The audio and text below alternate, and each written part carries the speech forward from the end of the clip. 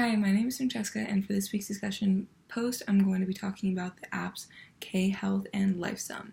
So to start, K-Health is an app that is geared towards helping people with their physical health and trying to find a reason for any symptoms that they might be having.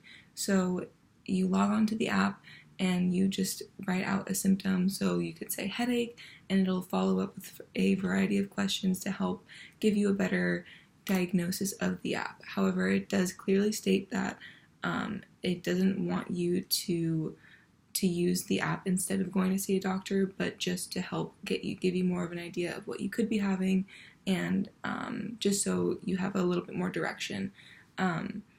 It is a great app. I honestly thought it was really well structured. It had a great formatting area, and it was able to, it was really organized too, which I really liked. It was very helpful, and at the end of a discussion with I'm assuming it's a robot, explaining your health, and after you follow up with all your follow-up questions, it does ask if you want to talk to a certified doctor. I believe that it's going to be through text as well.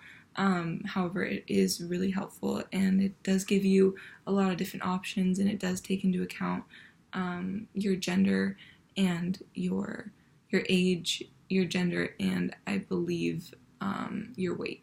So those are all obviously very important, instead of going onto a random site and looking up things that don't necessarily pertain to you and your physical well-being. So that was K-Health. I chose for my second app, LifeSum, and LifeSum was more towards lifestyle health and nutritional information, and trying to help people structure how what they eat in a day, and how hitting their micronutrients, making sure they're getting all their vitamins in a day. This app I thought was also really beneficial for people that may be trying to lose weight, especially because this has become such a prevalent thing in our society, trying to stay in shape and be more health conscious, which I think is great.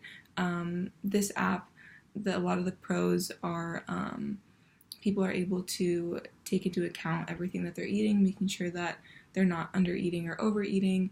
And some of the cons of this app is I think that some people can get too invested in the apps and paying too much attention to the numbers. So if someone is prone to has an obsessive personality, maybe this wouldn't be the best app for them. However, I do think that people that are trying to get out of an eating disorder, this is really beneficial for them as well.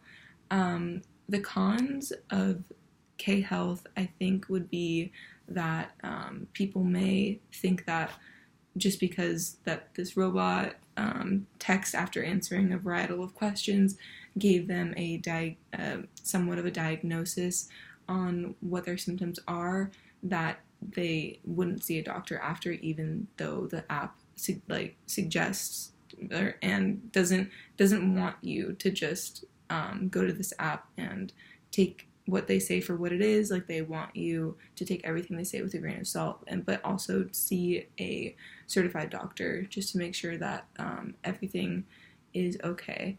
And this